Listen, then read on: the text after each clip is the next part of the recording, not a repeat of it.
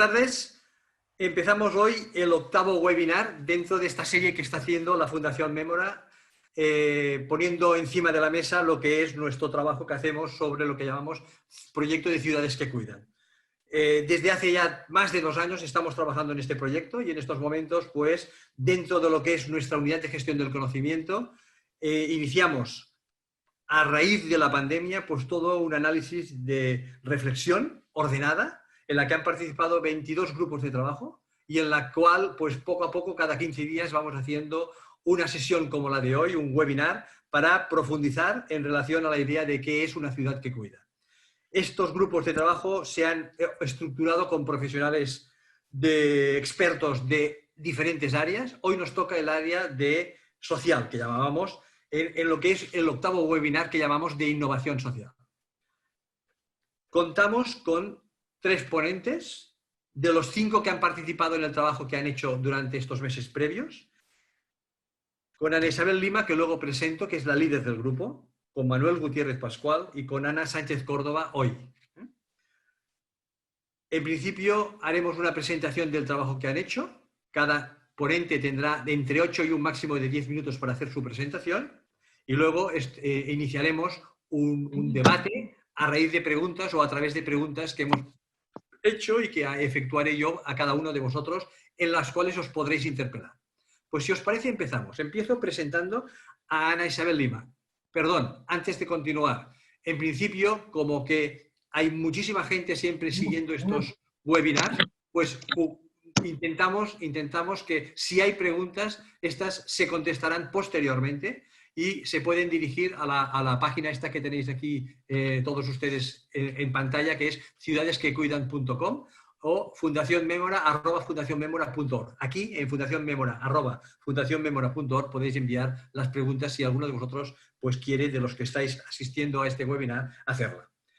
Por lo tanto, empezamos. Empiezo presentando a Ana Isabel Lima, que la conozco ya desde hace 6 años aproximadamente, me imagino. Entre otras cosas, pues porque es miembro de nuestro Consejo Asesor de la Fundación Mémora, que ella ha sido exsecretaria de Estado en estos momentos de Servicios Sociales, es trabajadora social, en estos momentos directora de Servicios Sociales, es docente de la Universidad Complutense de Madrid y de la Universidad Nacional de Educación a Distancia y, claro, como he dicho, miembro de nuestro Consejo Asesor, una muy buena colaboradora desde hace ya varios años con nosotros. Ana, le tocaría, y te toca, con estos 8 o 10 minutos, hacer una presentación general del trabajo que ha hecho vuestro grupo, en el que también han participado 2 personas más. Tú mismo, Ana, cuando quieras, empiezas. Muchas gracias.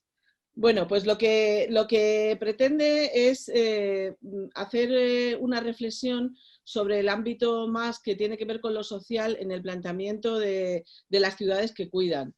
Y sobre todo queríamos ver la ciudad como aquel espacio donde se dan las relaciones sociales, donde se da la interacción social y por supuesto es donde se generan vínculos de solidaridad, pero también es donde muchas veces se dan los roces y los problemas o conflictos a veces también sociales.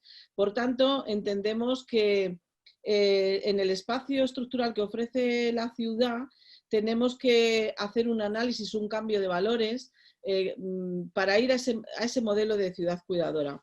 Pensábamos que hay 2 cuestiones o ejes fundamentales que había que tener en cuenta para hacerlo de una manera innovadora. Por eso nos hacíamos algunos interrogantes, como si es posible caminar hacia ese modelo de ciudad cuidadora con la aplicación de la innovación social. Y yo en esta primera parte voy a centrarme mucho en el por qué entendemos que hay que seguir un modelo de innovación social dentro de lo que ya conocemos, como sería, por ejemplo, pues, los servicios sociales de proximidad, que se llaman servicios sociales municipales en algunos sitios básicos o comunitarios. También nos planteábamos qué cuestiones habría que revisar y ajustar en el actual sistema de cuidados para conseguirlo, puesto que se requiere una revisión, ¿no?, de cómo está planteado hasta ahora, porque si bien es cierto que los cuidados se pueden vincular a las personas mayores por un lado y el mundo de la promoción de la autonomía y la atención a la dependencia, por otro lado podríamos hablar de la crianza y sobre todo, bueno, pues de 0 a 3 años, pero nosotros esa parte no la vamos a tocar porque no nos daría tiempo en este espacio. Así que nos vamos a centrar en el tema de las personas mayores. Y con ello nos planteamos que cómo podemos construir una sociedad para todas las edades desde el punto de vista de poner en valor el cuidado. Sí que es cierto que además, por otro lado, pues nos planteamos si es el ámbito local, en este caso, y la dimensión comunitaria, pues la más adecuada para establecer acciones en el sistema de cuidado como modelo de ciudad. También plantearnos de cómo podemos contribuir desde los servicios sociales municipales, tal y como está concebido el sistema, para este planteamiento. Así que al final también nos planteábamos otra interrogante y es si a través de un plan municipal, por ejemplo, pues contra la soledad no deseada, podríamos apoyar en este camino de ir hacia un modelo de ciudad cuidadora. Realmente esos son nuestros 3 interrogantes fundamentales por el que va a transcurrir toda esta webinar. El objeto de la reflexión sería, por tanto, contribuir a la definición de una ciudad cuidadora desde la perspectiva de los servicios sociales municipales, con una metodología de innovación social y bueno, pues, desarrollar ideas dentro de esta idea de la lucha contra la soledad no deseada. Bueno, pues ese sería fundamentalmente nuestro espacio de reflexión. Y además lo queremos hacer dentro del marco que para nosotros es la innovación social. Sí que vemos que la innovación social planteada, bueno, pues desde un punto de vista de una herramienta que nos va a ayudar a solucionar los problemas sociales.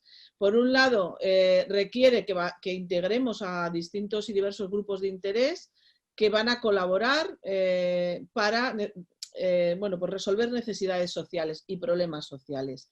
Y por otro lado, pues también nos va a provocar que tengamos más eficacia y eficiencia y sobre todo, y así vienen todos los manuales de innovación social, tiene que ver con medir el impacto, evaluar el impacto y que todo lo que hagamos esté basado en la evidencia.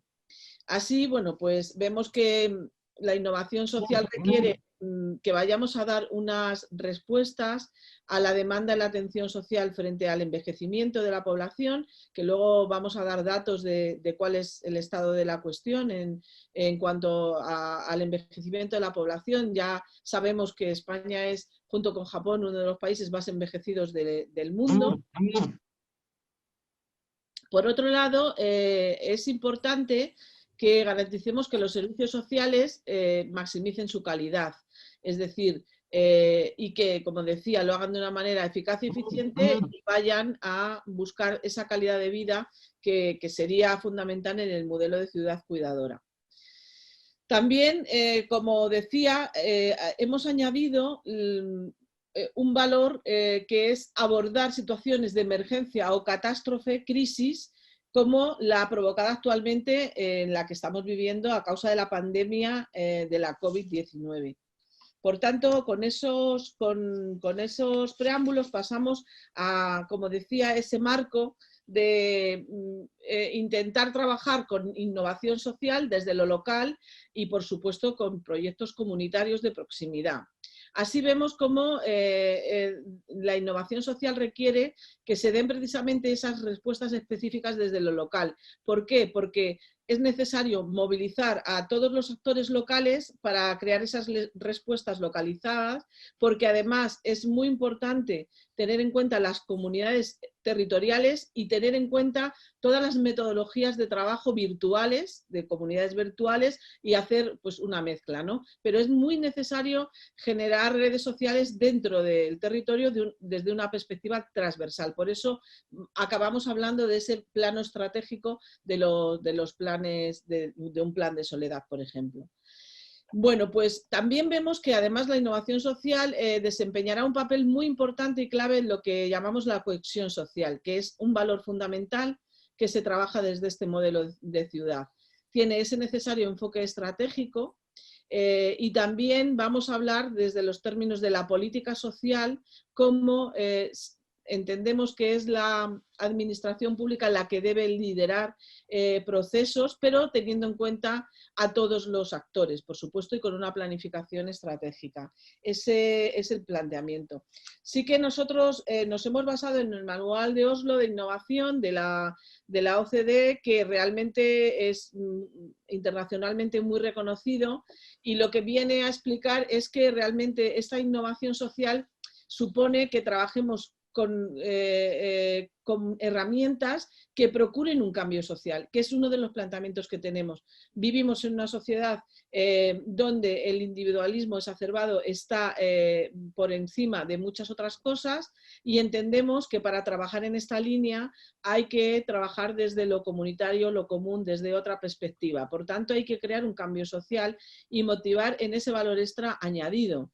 Realmente, cuando hablamos de innovación, hay una diferencia entre otro tipo de innovaciones más aplicadas a la tecnología, que cuando hablamos de innovación social. Y esto supone que aporta ese valor añadido que yo decía de tener una misión social, una utilidad también, llamémosle pública, ¿no? Entonces tenemos que crear un valor compartido, por supuesto económico, porque siempre se va a requerir una financiación, pero también hablamos de que tiene que haber un equilibrio entre el desarrollo económico y el desarrollo humano. Es decir, hay que buscar ese equilibrio entre lo social y lo económico.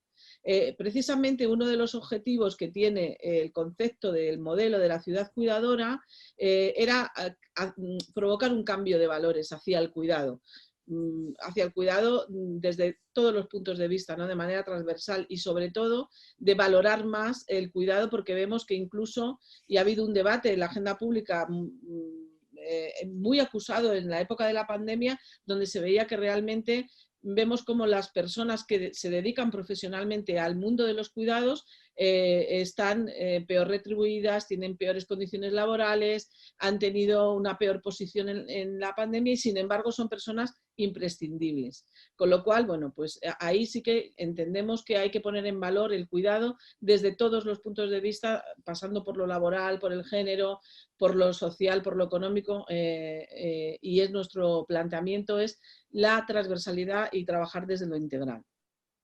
Bueno, como decía, después de eso nos planteamos, desde este manual de modelo de la innovación, nos planteamos las dimensiones y los tipos de innovación que se pueden hacer desde los servicios sociales. Sí que es cierto que ya para terminar hay 4 tipos como digo, de dimensión de la innovación social en servicios sociales, que nosotros hemos hecho propuestas en todos ellos. Por un lado sería esa innovación de producto o servicio, y ahí nosotros lo que proponemos es que se haga una revisión del actual sistema de la dependencia, tanto en la parte de la promoción de la autonomía y lo que es el envejecimiento activo, como en la parte de atención a la dependencia. Por otro lado, la innovación en el proceso sería proponer, bueno, pues un análisis y un refuerzo de las distintas redes que existen y creación de las mismas. Esta misma red de ciudades cuidadoras sería un ejemplo, ¿no? La red de ciudades compasivas, la red de ciudades amigables con las personas mayores. Es muy importante generar esa sinergia de creación de redes y alianzas para conseguirlo. La innovación organizativa supondría la revisión y la creación de todo tipo de planes, como en este caso nos hemos centrado en el de la soledad no deseada.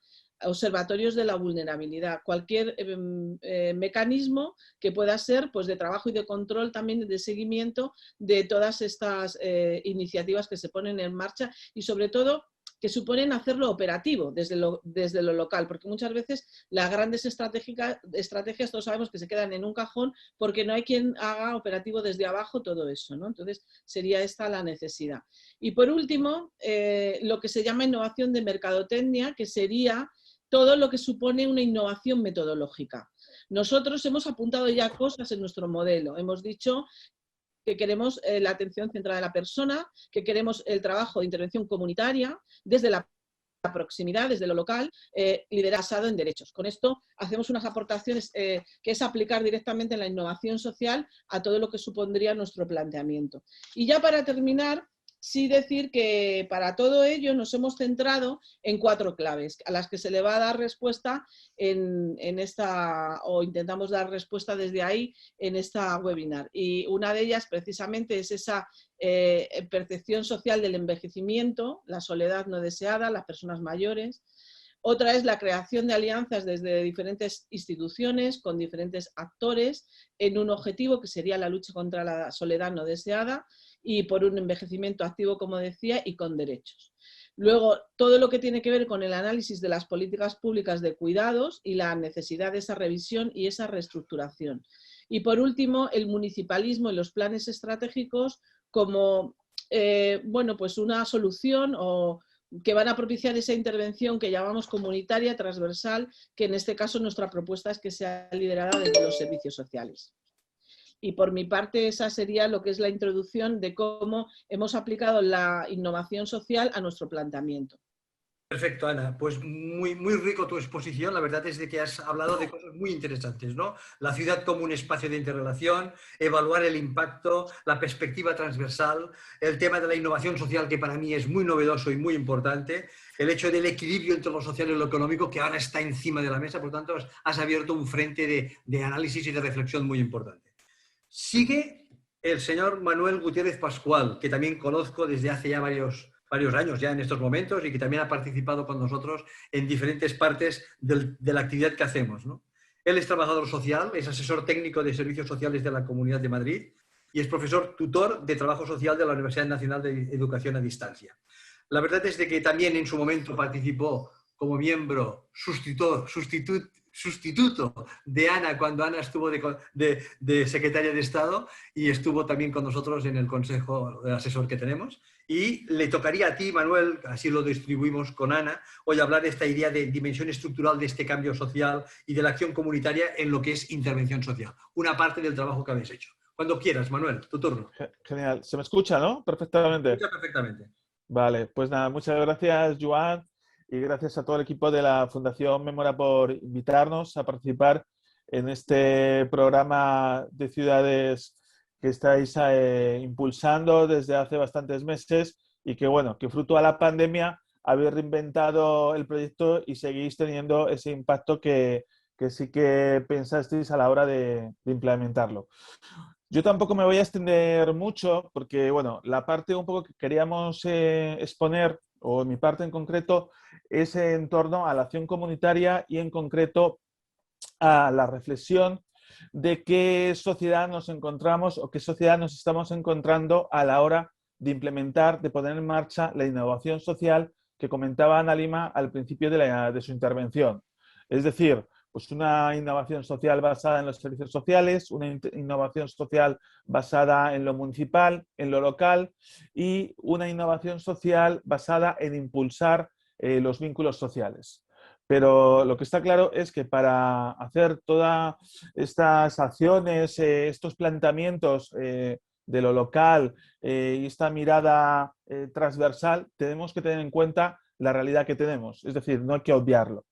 Por eso, en nuestro trabajo que hemos realizado de reflexión, sí que hemos puesto la mirada a la sociedad que nos toca vivir y en función de esa sociedad tenemos que identificar el contexto social donde queremos desarrollar este tipo de políticas sociales. Hay distintos sociólogos que sí que plantean pues, miradas diversas sobre el estado de bienestar, sobre los cambios de las políticas sociales en los últimos años del siglo XX, como Bourdieu, Anthony Giddens, Habermas, pero sí que hay un sociólogo que yo creo que por todos conocidos a los que nos dedicamos a los temas de políticas sociales, que es Bauman. Bauman, este sociólogo y filósofo polaco, sí que en los últimos 20 años empezó con todo su concepto de la sociedad líquida. Él utiliza los conceptos de las teorías físicas para concretar de cómo se está transformando la sociedad o cómo se ha transformado la sociedad de una sociedad sólida, de una modernidad, como él denomina, sólida, a una modernidad líquida. Antes, después de la posguerra, a partir de los años 40, cuando acaba la Segunda Guerra Mundial, se concreta lo que él denomina una modernidad sólida, donde todo era estable, todo era predecible, la gente entraba en una empresa, en una fábrica, y sabía que seguramente había grandes probabilidades de que uno se jubilaba donde había empezado a trabajar en esa fábrica, en esa oficina, en esa empresa. El empleo era estable, las relaciones sociales, las relaciones de pareja también tenían una cierta estabilidad y por lo tanto había un consenso en la forma de gestionar la sociedad, de gestionar las políticas públicas. Y bueno, pues a finales del siglo XX todo eso se va transformando en una sociedad, como él denomina, más líquida, en una sociedad donde el empleo el mismo empleo ya no es para toda la vida, la educación, uno se tiene que estar constantemente reciclando, la formación continua, como se dice, y se instala lo que denomina el sociólogo alemán Ulrich Beck la sociedad del riesgo. En esa sociedad del riesgo es cuando se produce pues, un individualismo, es decir, en ese momento de incertidumbre, de inseguridad, de inestabilidad, nos lleva todo ello a unos momentos de aislamiento social, es decir, la incertidumbre al final produce miedo y el miedo al final se encadena con el miedo al otro, con el miedo al que tenemos al lado o con el miedo al que puede venir pues, a quitarnos el empleo precario que tenemos o al miedo de si vamos a cobrar la pensión o no. Al final, todo este análisis de la sociedad líquida, yo creo que sí que lo compartimos o sí que vemos que nos da pistas por dónde estamos en estos momentos. De hecho, Bauman, lo bueno que se le reconoce es que todo este análisis lo hace 20 años, antes de la famosa crisis de 2008. Es decir, cuando se suponía que todavía más o menos todo estaba claro. Pero bueno, ya hemos visto que a partir del 2008, con la primera crisis económica y después con lo que nos está pasando ahora, esa incertidumbre está instalada y esa incertidumbre nos lleva a ese aislamiento social. A partir de este análisis de la sociedad, tenemos que optar por varios caminos. Por el camino de la innovación social, por el camino de proponer alternativas, opciones, como la que estáis proponiendo desde la Fundación Mémora, o la propuesta, como decía el propio Bauman, de tratar a la gente, de tratar a las personas como consumidores. Y creemos que la clave de la innovación social que planteamos es tratar a los ciudadanos pues, como son, como ciudadanos con sus derechos y sus obligaciones. Porque los retos están ahí con los datos que ya sabemos todos, una sociedad envejecida, 2,5 millones de personas que se sienten solas y que en 15 años habrá 6 millones. Ante esta situación, y que la pandemia lo que ha hecho no ha sido aumentarlo, sino ha sido visibilizar la sociedad que tenemos, que es una sociedad con vínculos débiles, pues es plantear una innovación social desde la generación y el impulso de los vínculos sociales. Paso la palabra a mi compañera. Muy bien, Manuel. También has introducido temas candentes y de gran actualidad, ¿no? La verdad sea dicha. Nos va a dar de pie pues, para hacer un buen diálogo después. Acabaría en esta serie de presentaciones Ana Sánchez Córdoba, que yo no conozco personalmente, pero que sí que a través de Ana pues sé de ella. En todo caso, saber que es educadora y trabajadora social y que en estos momentos es directora del Centro Municipal de Guía de Personas Mayores de Parla. Ana, a ti te tocaría, así lo comentamos o lo distribuimos, ¿cuáles son aquellas claves del análisis para caminar hacia una ciudad cuidadora desde los servicios sociales municipales? Tu turno, Ana, cuando quieras. Hola, muy buenas tardes. Gracias por haberme invitado a esta experiencia. La verdad es que para mí ha sido súper enriquecedor. Le agradezco también a mis compañeros y a mi compañera Ana el haber podido compartir. Y bueno, voy a tratar brevemente de definir 4 claves del análisis para caminar hacia la ciudad cuidadora desde los servicios sociales municipales. La primera de ellas sería la percepción social del envejecimiento, y en este punto no tengo por menos que hablar del edadismo. El edadismo debilita los derechos al impedir que las personas tomen decisiones sobre su propia vida. Genera situaciones de desigualdad a la hora de ejercer derechos fundamentales y también invisibiliza la heterogeneidad de un colectivo formado por personas con características muy diversas, con diferentes estilos de vida. De los 2 millones de personas que viven en hogares unipersonales en España, casi la mitad de ellos son de personas mayores, incrementándose además esta situación en los tramos de edad de a partir de más de 80 años y siendo mayor el porcentaje de mujeres. Estos son datos del INE del 2018. Uno de los efectos más devastadores del COVID ha sido las demostraciones de edadismo, los prejuicios sobre las personas mayores como grupo homogéneo de personas débiles, vulnerables y que no aportan nada. Se ha aumentado la discriminación y el abandono y las situaciones de soledad no deseada. Y es en la discriminación donde está en la base del maltrato, bien por omisión, por negligencia y por desatención. Por eso es muy necesario fortalecer la imagen social de las personas mayores, centrándonos en sus capacidades, en su resiliencia. La segunda clave sería, como decía antes Ana Lima, las alianzas súper necesarias entre instituciones en contra de la soledad no deseada y a favor siempre del envejecimiento activo y con derechos. Si pensamos en un modelo de ciudad de los cuidados, la ciudad debe ser percibida como un espacio donde crear estructuras de participación desde la ciudadanía democrática, en las que se establecen relaciones de proximidad y ahora también, a raíz del COVID, relaciones en comunidades virtuales, tales como experiencias, todas estas son experiencias muy valiosas de comunidades comprometidas con la ayuda a las personas mayores desde la intergeneracionalidad.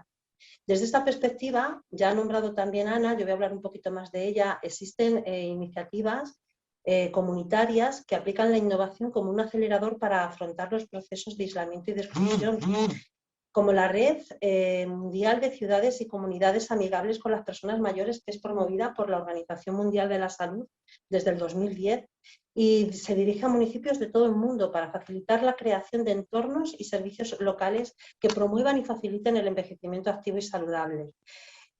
También este proyecto tiene además como punto de partida siempre el diálogo y el debate con las personas mayores y también con diversos agentes comunitarios. También encontramos proyectos de ciudades compasivas, todos contigo, que forman parte de una comunidad global y tratan de inspirar hacia la importancia y la vocación del cuidado. Otra alianza recientemente constituida y que se está empezando a oír en todos los lados es la Asociación contra la Soledad No Deseada, que está impulsando una red estatal de lucha contra la soledad y trata de adherir a entidades muy representativas en el ámbito del envejecimiento, tanto a nivel público como a nivel privado, para construir un plan estratégico de ámbito nacional que combata la soledad.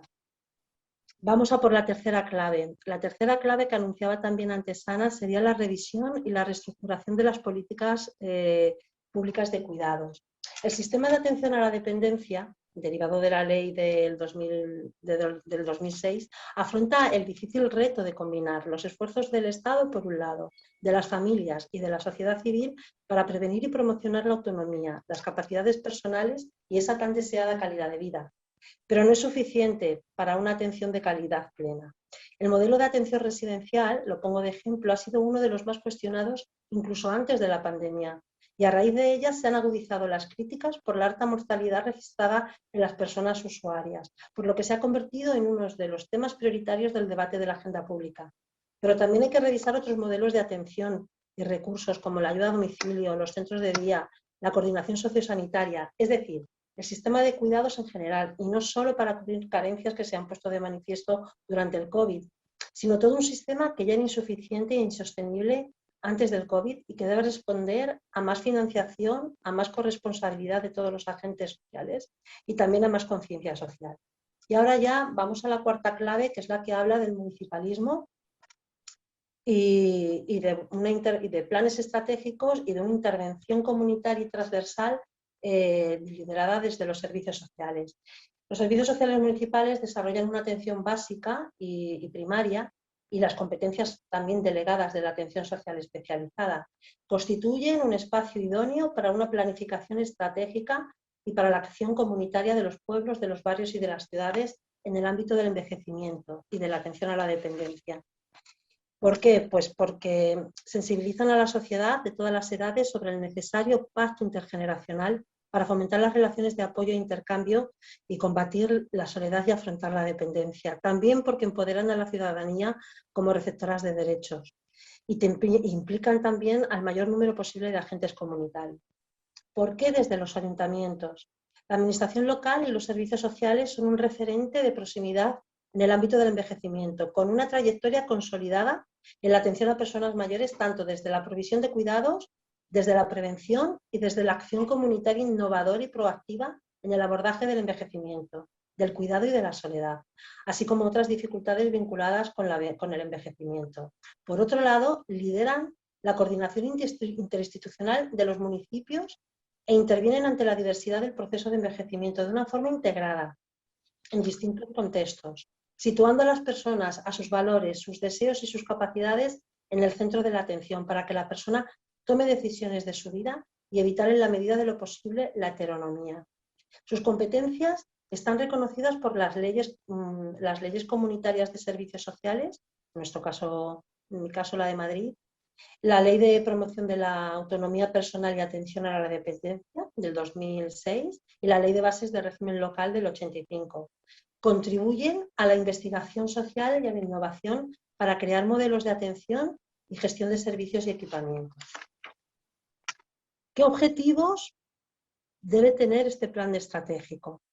Pues, por un lado, el primero sería unir esfuerzos en la creación de redes de municipios con programas de envejecimiento que combatan el edadismo, sensibilicen y comprometan a la ciudadanía de todas las edades a reducir estas consecuencias negativas del envejecimiento. Por otro lado, investigar sobre el envejecimiento para realizar un diagnóstico social primordial y básico, impulsando el conocimiento para asesorar a los referentes de este plan estratégico y contribuir a su expansión en foros de debate. Capacitar y empoderar a las personas mayores para que sigan capaces de gestionar sus vidas y sean capaces de afrontar los problemas que están asociados al envejecimiento, como la soledad y cualquier otro. Construir redes intermunicipales e intramunicipales con representación técnica y ciudadana para implantar el plan estratégico de envejecimiento y de lucha contra la soledad. Y, por supuesto, siempre ir evaluando el impacto del plan estratégico. Pero además, la estrategia debe mantenerse en el tiempo, debe mantener una continuidad para consolidar actuaciones, revisarlas y mejorarlas. Debe estar incluida en la Agenda 2030 como uno de los ejes principales, porque no solo concierne a los servicios sociales, también concierne a la educación, a la sanidad, al transporte accesible, al diseño de ciudades colaborativas, y a viviendas asequibles y accesibles, a la seguridad, a la información, a la difusión de recursos para que lleguen a todos los ciudadanos y ciudadanas, a la cultura, a la tecnología de la comunicación, al fomento de la actividad física, a la participación social y al voluntariado. Este plan estratégico ante el envejecimiento tendrá que desarrollar acciones y medidas que favorezcan que el conjunto de la sociedad participe en mitigar estas causas que dificultan el envejecimiento saludable y activo y visibilizar fortalezas de las personas mayores. Este compromiso nos afecta a todos, por lo que es necesario implicar a las empresas, a agentes y organizaciones sociales y vecinales, a universidades en la investigación, a colegios profesionales y también a la comunidad educativa que incorporen en sus planes de estudio la importancia del envejecimiento saludable y activo como una etapa más que se reconozca el capital de conocimiento y experiencia de las personas mayores. En la larga y sólida trayectoria de los servicios sociales, en la atención a personas mayores, encontramos los centros municipales dirigidos a estas personas, a personas mayores, que han experimentado una gran transformación en las últimas décadas, vinculado a los cambios del perfil social de las personas mayores. Muchos ayuntamientos están impulsando buenas prácticas en la atención a personas mayores y a personas que viven solas. Estas acciones se afianzarán si se reconoce desde la administración autonómica y de la administración estatal que las financien y que las legitimen. Y ya he terminado las cuatro claves. Vale. Muy bien, Ana. La verdad es de que también ha sido una exposición muy rica. Cantidad de conceptos han salido y la verdad es de que pienso que cuando, y además que nos lo hemos leído con profundidad, el trabajo que hicisteis, revela pues que se ha hecho de una manera muy estructurada y muy pensada y que traduce un activo que tenéis en vuestro conocimiento y que lo habéis puesto al abasto de todo el mundo, ¿no? Yo pienso que una muy buena parte de lo que estáis diciendo lo estamos comprobando ahora con cada uno de los grupos. Hay alguna cosa que tiene que verse desde una visión transversal para la mayor parte de los aspectos que afectan a una ciudad, en este caso a una ciudad que cuida. Pensamos que el cuidado juega este papel transversal y la verdad es de que estáis dando pistas muy importantes. Si os parece, y lo digo porque, para que los que están asistiendo a este webinar lo conozcan, los que son nuevos, el webinar durará 70 minutos, es decir, esto tiene que acabar a las 6 y 10 minutos y por lo tanto vamos sobre tiempo, ¿eh? En todo caso empezamos la primera pregunta. Esta primera pregunta, que por cierto os podéis interpelar entre vosotros tres, pero en principio la primera pregunta va para Ana Lima, que es una que es básica en estos momentos. Oye, abordar el problema de la soledad de las personas, soledad no deseada, ¿debe ser una prioridad en la agenda política de las diferentes administraciones del Estado? ¿Quién debe o a quién le corresponde liderar este proceso? ¿Qué opinas? Ana, tu turno. Bueno, nosotros hemos estado pensando y debatiendo en el grupo sobre esta cuestión. Y realmente, bueno, tenemos claro que es una cuestión que tiene que ver con las políticas públicas. Por tanto, el liderazgo debe ser del gobierno, o sea, desde un punto de vista multinivel, quiero decir. Entendemos que y sabemos que desde el ámbito estatal se está liderando una estrategia de la soledad no deseada a través del Inserso, que es a quien corresponde en este caso esa competencia. Y creemos que cualquier otra iniciativa regional o de comunidad autónoma y local debe ir en la línea de hacer cada vez más operativo en lo local precisamente esos grandes objetivos que se pueden marcar a nivel estatal. Entonces, entendemos que cuando hablamos de un plan municipal, debe ir ligado a ese plan estatal para desarrollar todas las acciones y objetivos que se ha planteado. Esa es nuestra idea, pero esto no quiere decir que entendamos que solamente, y esto sí que es algo que hemos dejado claro, que solamente tiene que hacer la administración pública. Sino que hay que contar con todos los actores. ¿Cuál es el papel en este caso de la administración?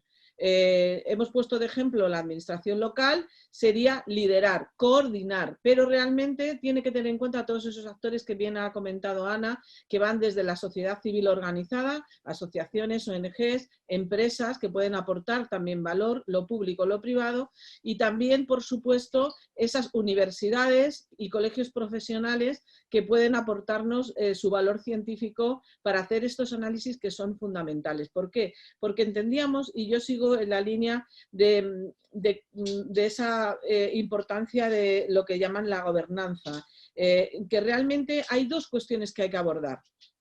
Una es la estructural, es decir, cómo vamos a organizar esto, y otra la de la actuación en crisis o emergencia, por hablar de la pandemia, por ejemplo. Y entendíamos que realmente si hay algo que ha quedado claro en esta pandemia era la falta de estructura que teníamos. Es decir, en un mismo territorio han estado actuando organizaciones sin ánimo de lucro, fundaciones, empresas, por otro lado servicios sociales, y cuando hemos visto en los medios de comunicación que se hablaba de ciertas cuestiones sociales, bueno, pues a veces incluso los servicios sociales municipales nos hemos quedado sin ningún protagonismo cuando también hemos estado trabajando. No los únicos, también. Y yo creo que se ha adolecido o se ha evidenciado en esta situación de crisis esa falta precisamente de gobernanza o de estructura en la que todos los actores que pueden aportar algo en un territorio, en una situación de crisis, tienen que organizarse para hacerlo, ¿no? Y tener una planificación previa. Por tanto, entendemos, y nuestra apuesta es que haya una gobernanza. Desde luego nosotros hablamos de lo local, pero por supuesto teniendo en cuenta la conexión que puede tener un plan con una estrategia estatal, y esta estatal con lo internacional, con todo el ámbito internacional.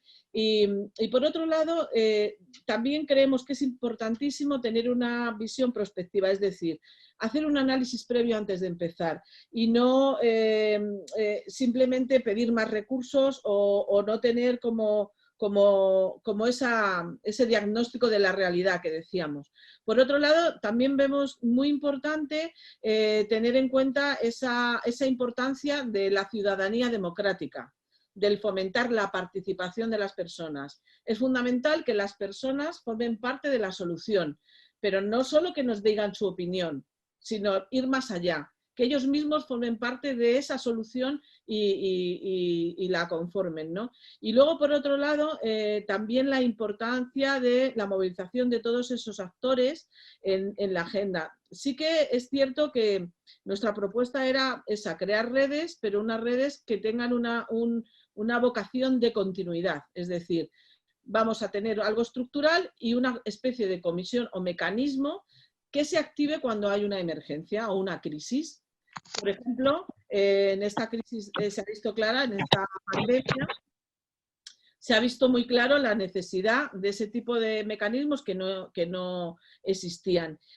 Por tanto, decíamos que todo esto nos puede aportar, necesitamos herramientas para el cambio y para eso además es necesario a veces pues, tener claras buenas prácticas. Las ha comentado Ana, hay muchas buenas prácticas. Para no hablar siempre de envejecimiento, pues podría decir otra, ¿no? La Plataforma de Lucha contra la Pobreza y la Exclusión, que tiene una estructura clara en Europa, a nivel estatal y va traduciéndose a lo local. Lo que hace falta ahora es que trabajemos desde la transversalidad. Como decía nuestra propuesta, puede ser otra, pero la nuestra es hacerlo con el liderazgo de lo local, de los ayuntamientos y hacerlo a través de planes estratégicos que tengan una herramienta específica de la atención a la crisis.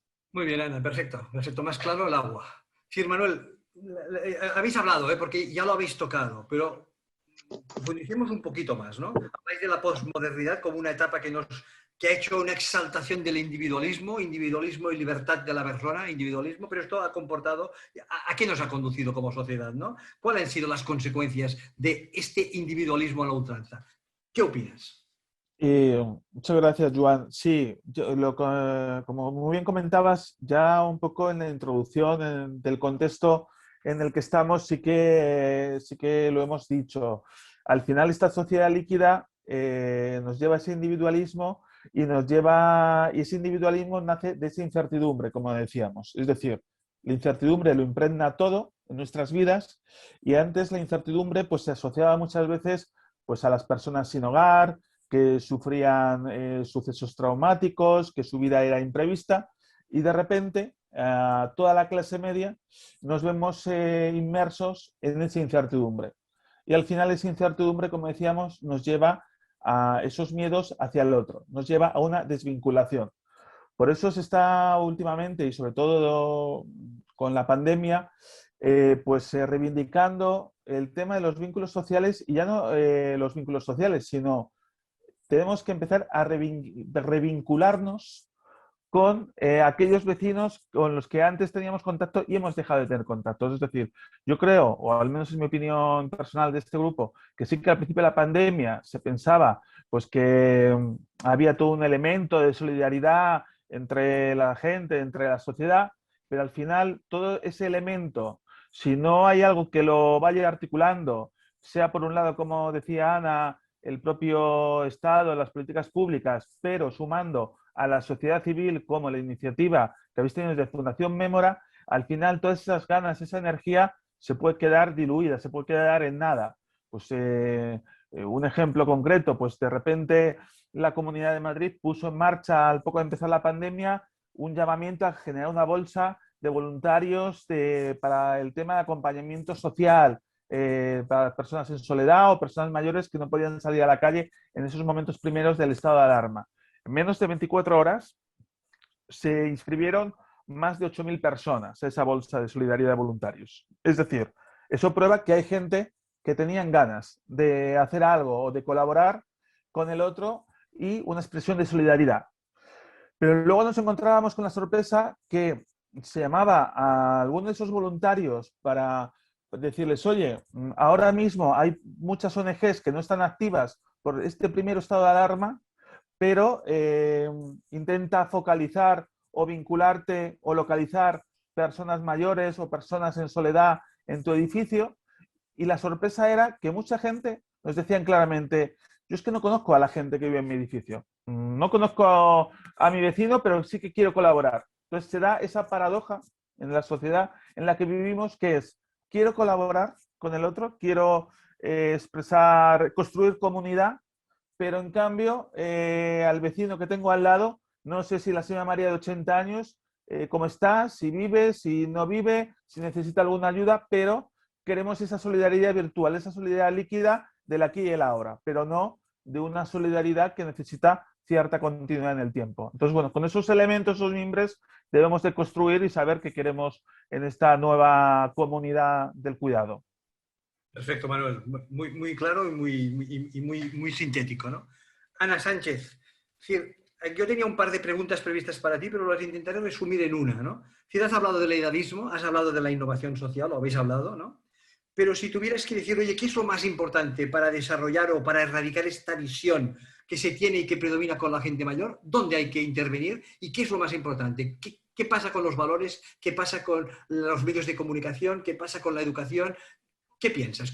¿Qué es lo más importante para intentar erradicar esta visión, digamos, no lógica y no correcta de las personas mayores, lo que llamamos el edadismo? ¿Qué opinas, Ana? Bueno, con la crisis del COVID sobre todo se ha hecho muy evidente este edadismo. Los prejuicios sobre las personas mayores como un grupo de personas que todas tienen las mismas características, todas son débiles y que no aportan nada. Estereotipos que son negativos y que son concepciones muy falsas, están construidas sobre unas generalizaciones que no se corresponden para nada con la realidad.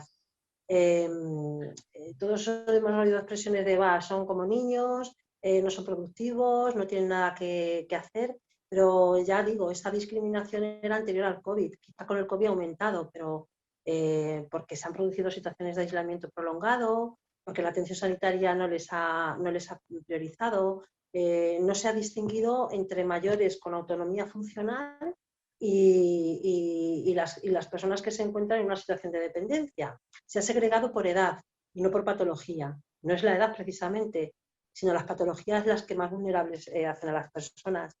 Se han cometido intromisiones en su privacidad y de forma gratuita, se les infantiliza. Hablamos y los medios de comunicación hablan y se refieren a nuestros mayores, pensando que además estamos siendo con ellos compasivos y estamos teniéndolos en cuenta, pero no hablamos de nuestros adultos. Ellos no son de nadie, son de ellos mismos, igual que nosotros somos de nosotros mismos, ¿no? También se habla de nuestros nietos, de nuestros abuelos, cuando hay muchos abuelos, muchas personas mayores que no tienen nietos.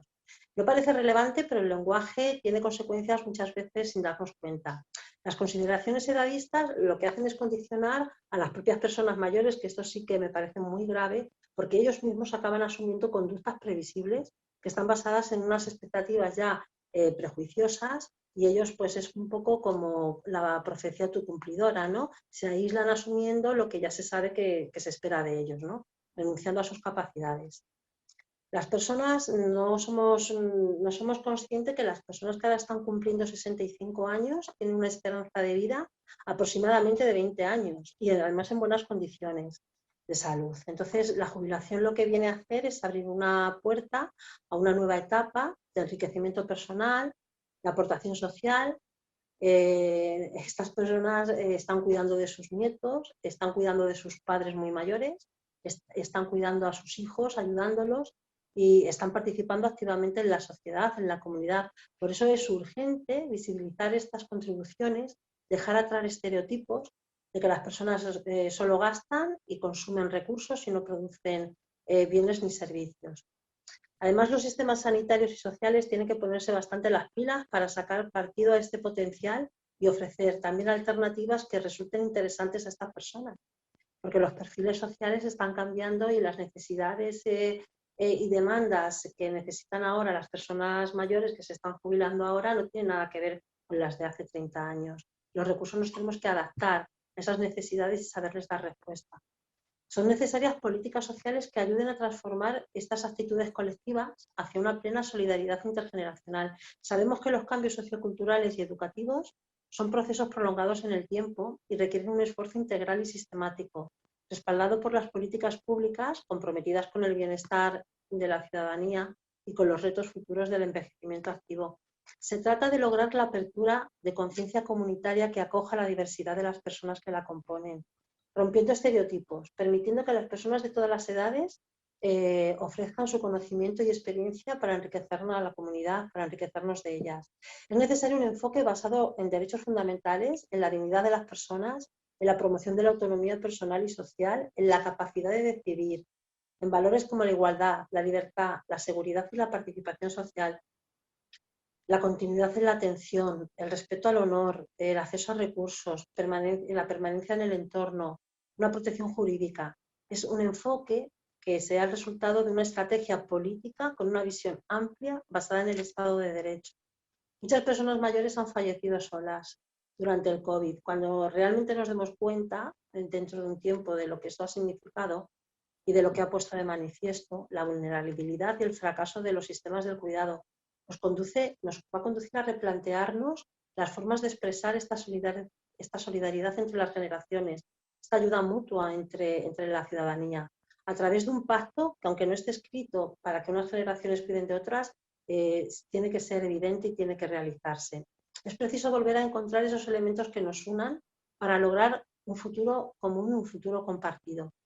A nosotros nos gustaría, desde este foro de debate, invitamos a un ejercicio de reflexión personal sobre cómo nos posicionamos ante estas conductas, ante estas personas mayores vulnerables y las no vulnerables, y también sobre cómo nos gustaría envejecer y cómo nos gustaría que nos trataran durante este proceso. Perfecto, Ana, perfecto. Muy alentador lo que has dicho y además nos debe hacer pensar a todos como sociedad y a cada cual individualmente, ¿no? Y profundizando en lo que ha dicho Ana, ¿no? Es evidente que la pandemia ha puesto en manifiesto carencias. Han habido carencias y de las cosas que más se ha hablado, y al menos en el círculo en el que yo me muevo, ¿no? Y muchos de mis compañeros, ¿no? El desastre, y digo desastre por decirlo de alguna manera, de lo que ha pasado con el COVID, en las personas que han estado en residencias y que ha sido pues con una incidencia de mortalidad, vamos, no solamente en España, sino yo diría por estos mundos de Dios, digamos, de lo que es nuestro mundo, ¿no? ¿Qué opinas? ¿Se tiene que cuestionar el modelo de residencias o es que estaba mal planteado o es que en el fondo era una cosa que estaba cantada de qué pasaría cuando llegase la necesidad de hacer cosas diferentes? ¿Qué pondrías tú de relieve? Porque esto preocupa a la gente, ¿no? Dejar el abuelo allá y no poder ni tener contactos con sus familias y acabándose muriendo, al igual que pasó en según qué hospitales, sobre todo al inicio, ¿no? Que la gente se moría sola y que no había opción ni de estar con tu compañero o con tu compañera o con tu familia directa. Bueno, esto pienso que ha sido muy grave. En las residencias, ¿qué piensas? ¿Se tiene que cuestionar el modelo actual o hay que hacerlo evolucionar? ¿Es una oportunidad lo que tenemos para hacerlo cambiar? ¿Qué opinas, Manuel? Manuel, ¿qué opináis, eh? Sí, gracias, Joan. Sí, esto yo creo que has dado en tu reflexión que hacías, Joan, has dado yo creo que una de las claves y sí que lo comparte este grupo, yo creo que lo comparten muchos expertos, que lo que ha evidenciado o ha visibilizado en la pandemia es las debilidades que ya existían en el modelo de residencia. Es decir, no es que de repente la pandemia ha provocado la debilidad de las residencias o la debilidad del modelo actual de residencias. De hecho, en el 2015, por ejemplo, la OMS se publica un informe mundial sobre envejecimiento, 2015, tampoco hace tanto tiempo, pero bueno, hace 5 años, y en ese informe mundial de envejecimiento ya plantea o cuestiona los modelos tradicionales de residencias pues en Estados Unidos, en Europa, en Japón, y de hecho, a partir de ese informe mundial de 2015, la OMS declara el decenio 2020-2030 como el decenio del envejecimiento saludable, donde en esa campaña que hace la OMS y las Naciones Unidas ponen en evidencia que otro modelo de cuidados y otro modelo de envejecimiento debe promocionarse en la sociedad actual. Es decir, esto viene de largo. Al final, conectándolo un poco con lo que decía mi compañera Ana Sánchez, la cuestión es plantearnos cómo queremos ser cuidados cuando en algún momento determinado necesitemos apoyos de terceros. Yo creo que esa al final es la pregunta clave o la pregunta para generarnos a nosotros mismos como profesionales, a nosotros mismos como ciudadanos, cierta empatía con qué modelo queremos construir. Al final es con qué queremos ser cuidados, qué tipo de profesionales queremos a nuestro alrededor y al final la mayoría de las personas, seamos profesionales de lo social o de otro tipo de ámbitos, al final siempre decimos, o yo creo que la pregunta que respondemos es, queremos que se parezca a un entorno acogedor, que se parezca lo más posible a un hogar, que no se parezca a un apartohotel temporal en el que estamos, sino que al final sea un sitio que nos acoja, un sitio cálido. Y al final, la pregunta es, ¿las residencias actuales o los alojamientos tienen esa característica de hogar, esas características de acogimiento? Pues seguramente con la mejor intención se habrían construido hace 30 años con ese modelo de acogimiento, pero no lo tienen. Por eso, desde hace unos años, se plantea todo el rato ese mantra de la atención centrada en la persona. Y al final, ¿qué es la atención centrada en la persona? ¿Cómo organizamos los servicios? Desde el punto de vista de la gestión de la administración, que sea lo más beneficioso o lo más óptimo para la gestión de la administración, como digo, o que sea el diseño en función de los intereses o las aspiraciones de la persona que va a ser allí alojada.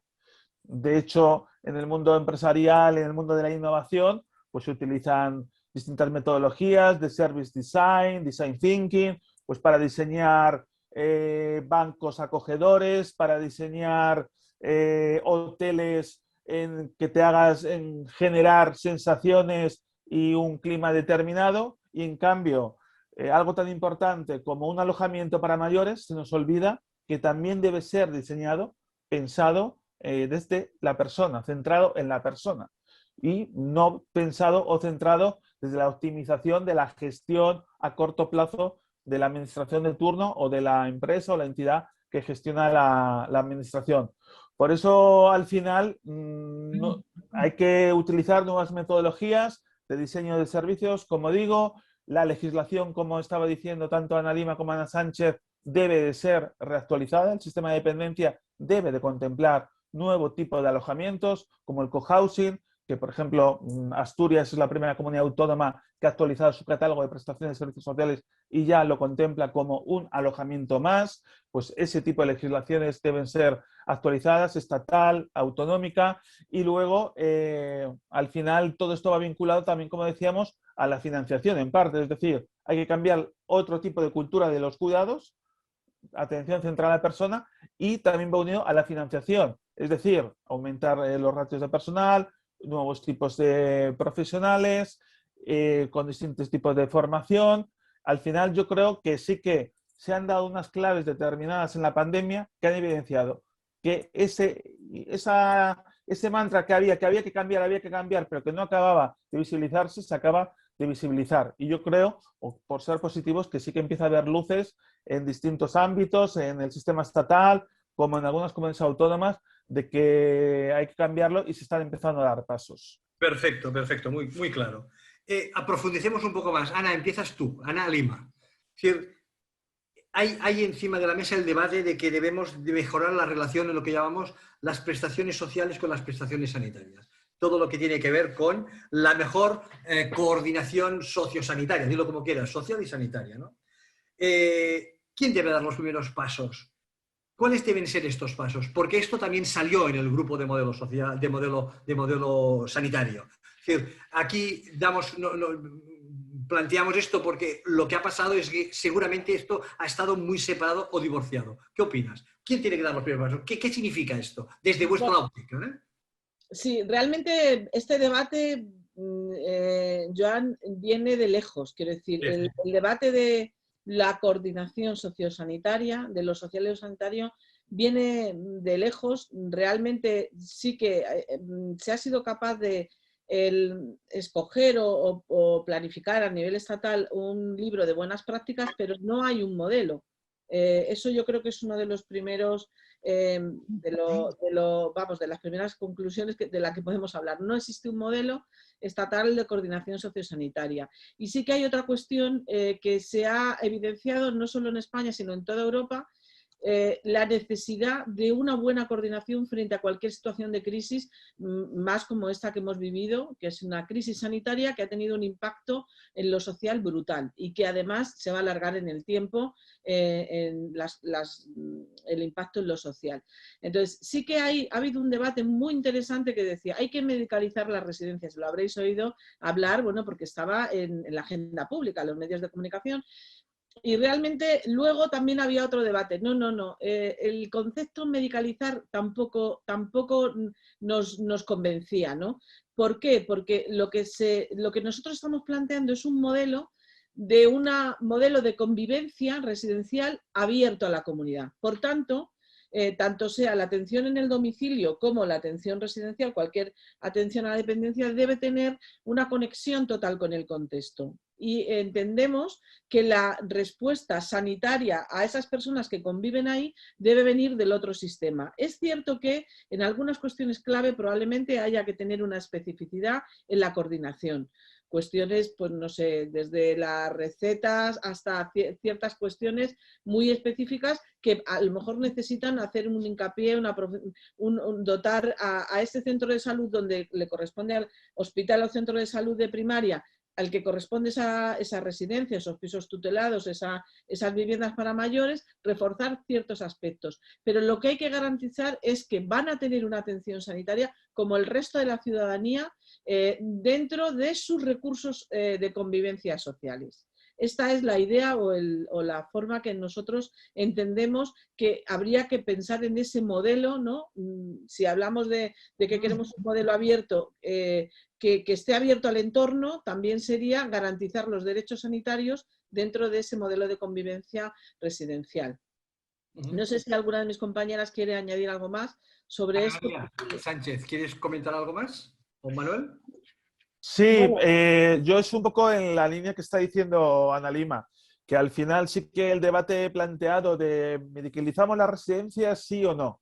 Pues si precisamente estamos comentando que queremos un modelo en el que el alojamiento en el que uno esté sea lo más parecido a un hogar o a nuestro hogar, al final, desde esa filosofía, esa visión, no pensamos que lo ideal de pensar cuál sería nuestro hogar ideal es que parezca una mini clínica, sino pues, tener los servicios médicos pues, lo más cerca posible de nuestro hogar, o que haya una coordinación determinada, unos protocolos especiales, como decía Ana Lima, pero yo la opción de montar mini clínicas yo creo que no es bueno ni para la propia persona que es atendida, ni para la propia gestión que se pueda desarrollar de cara al tema de los cuidados. Ana María Sánchez, ¿alguna cosa? Comentábamos cuando preparábamos un poco este debate, este foro, que bueno, además de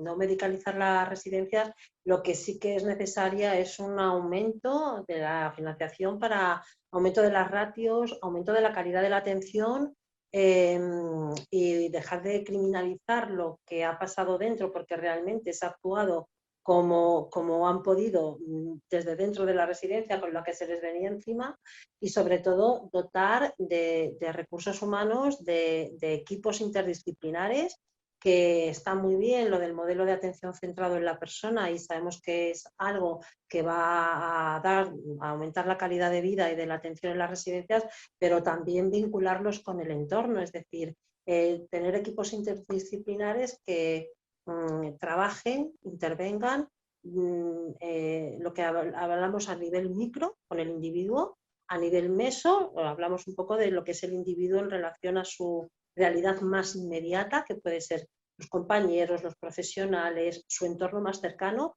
y luego también a nivel macro, vincularlos con el entorno, tanto si son personas que han vivido en esa ciudad en la que están viviendo ahora en la residencia, como si no, es decir, somos seres sociales que aunque seamos mayores, tengamos enfermedades, patologías y seamos vulnerables, tenemos que seguir viviendo en sociedad y conectados con el entorno.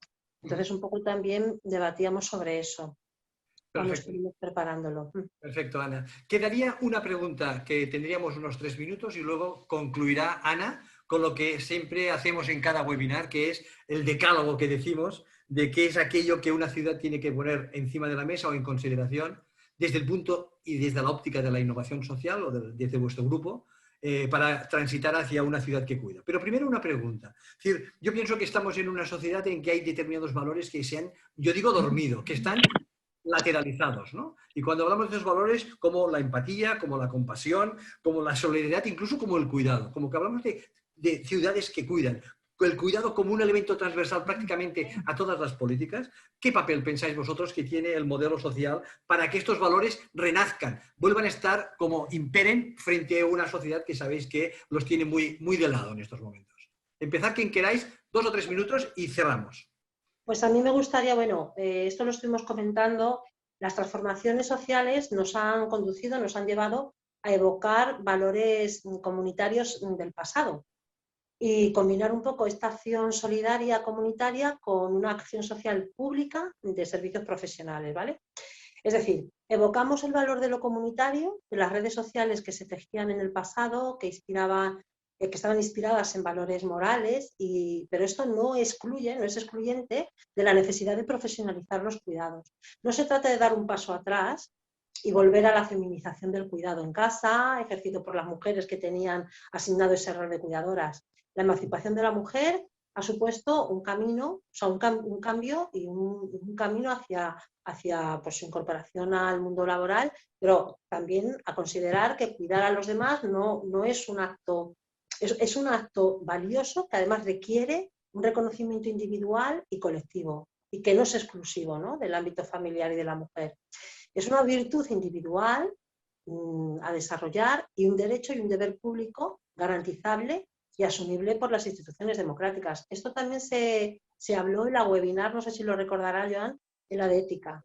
Sí, Procurar, sí, ¿verdad? Procurar una vida de calidad a las personas mayores es un deber político y moral que afecta tanto a decisiones políticas que deben ofrecer calidad, pero también afecta a actitudes personales que conducen a la ciudadanía en general a asumir el cuidado desde una responsabilidad cívica. El papel de la familia en esto sigue siendo clave, a pesar de que la ley de dependencia, bueno, a pesar de esta ley, pero si no se alivia un poco la carga del cuidado de las hijas que están en edad laboral y que son mayoritariamente en las que recae esta tarea, pues se va a desequilibrar la demanda y la provisión de cuidado. En una sociedad individualista mira más por la necesidad de cada uno que por la necesidad de los demás. Pero cuando se evidencia la necesidad del cuidado, ya empezamos a hablar de autorresponsabilidad de los cuidados, para cuidarnos bien, para retrasar la vulnerabilidad. También se habla ya del uso responsable de los recursos y de la participación ciudadana en esta tarea, ¿no? Digamos que se trataría de buscar un equilibrio entre la responsabilidad individual de las familias en el ámbito privado o en el de la responsabilidad cívica ciudadana y entre la responsabilidad pública de los servicios profesionales del cuidado.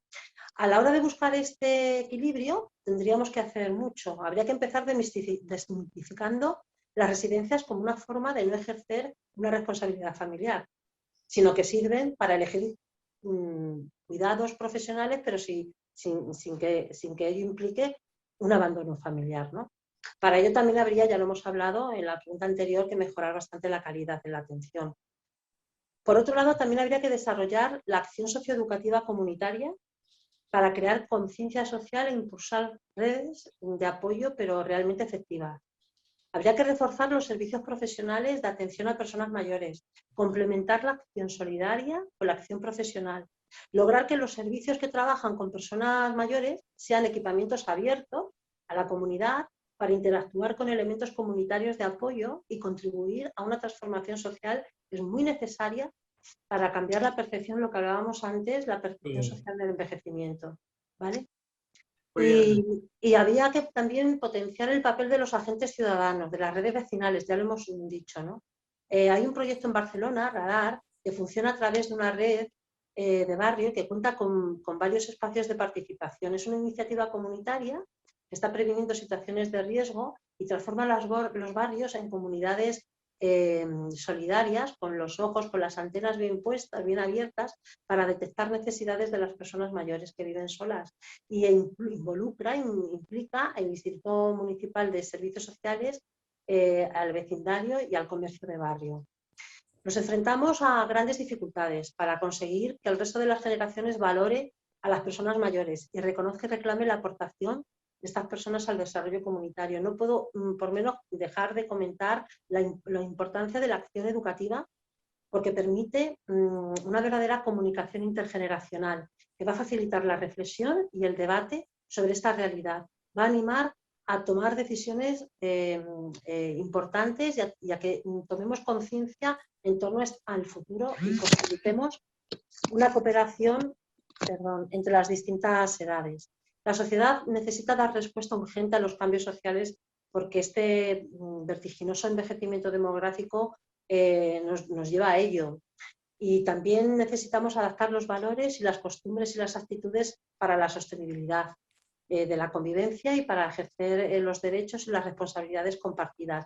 Es imprescindible que las personas jóvenes reconozcan y reclamen la aportación de las personas mayores al desarrollo comunitario, educar para el cambio cultural, educar para la convivencia y abrir conciencia comunitaria para erradicar el edadismo. Vale, perfecto. La verdad es de que hay mucho a explorar y mucho a trabajar aquí, ¿no? Oye, acabaremos con 5 minutos de retraso, pero esto es tolerable. Y si te parece, Ana, pues dinos esto que llamamos el decálogo. Venga, pues tendrías un par de minutos, yo luego me despido de todos vosotros y del público. Cuando quieras, Ana. Muchas gracias, Joan. Bueno, pues yo para terminar sí que hemos elaborado un decálogo y sí que decir que también hemos tenido en cuenta el marco de la Agenda 2030 y de los ODS, puesto que vamos a ver cómo el ámbito del trabajo comunitario entronca directamente con el ámbito de la sostenibilidad. Esto es algo que no hemos remarcado claramente y me gustaría decirlo al final. Y empiezo con el decálogo. La clave principal sería ver el municipio como un espacio clave para las prácticas de la ciudad cuidadora, adaptando a soluciones locales y personales. Por otro lado, aplicar la innovación social en las políticas sociales para buscar soluciones a los problemas sociales en general de la ciudadanía con un enfoque basado en derechos. La clave tercera sería dimensionar en el ámbito social de la crisis provocada por la pandemia de COVID y sus consecuencias en las personas mayores, que es nuestro foco fundamental en este caso. Como digo, hay muchas otras áreas que trabajar, pero nosotros hablamos de una contribución concreta, que sería en las personas mayores. Establecer mecanismos de control y actuación en situaciones de crisis, emergencia y catástrofes. Por otro lado, revisar las políticas sociales de la dependencia de cara a una reestructuración del modelo. La clave número 6 sería analizar las buenas prácticas de innovación social existentes sobre envejecimiento y cuidados. Potenciar la imagen positiva de las personas mayores. La clave número 8 sería potenciar herramientas para el desarrollo de proyectos comunitarios con la participación democrática de la ciudadanía y, por supuesto, las redes de apoyo y los espacios con equipamientos abiertos a la comunidad de cara al envejecimiento y a la dependencia. En la clave número 9 sería reforzar los servicios sociales como cuarto pilar del estado de bienestar social y su liderazgo en la coordinación de los planes municipales de la soledad no deseada, ya que uno de sus objetivos básicos es mejorar la convivencia y la cohesión social. Desde luego, por último, decir que todos estos planes municipales tienen que responder a una estrategia estatal de lucha contra la soledad y la evaluación en la clave de la gobernanza multinivel que hemos estado hablando como principio. Muy bien, pues muchísimas gracias. La verdad es que ha sido un webinar muy rico. Muchísimas gracias por el trabajo que ha hecho tu grupo, que has liderado, Ana. Y en todo caso, muchas gracias a los 3 ponentes de hoy. A ti, Ana Lima, sin duda, a Ana Sánchez y a Manuel Gutiérrez. La verdad es que ha sido un placer contar con vosotros hoy y que hemos avanzado lo que hemos avanzado. A todos los que han asistido, pues mi gracias también pues por...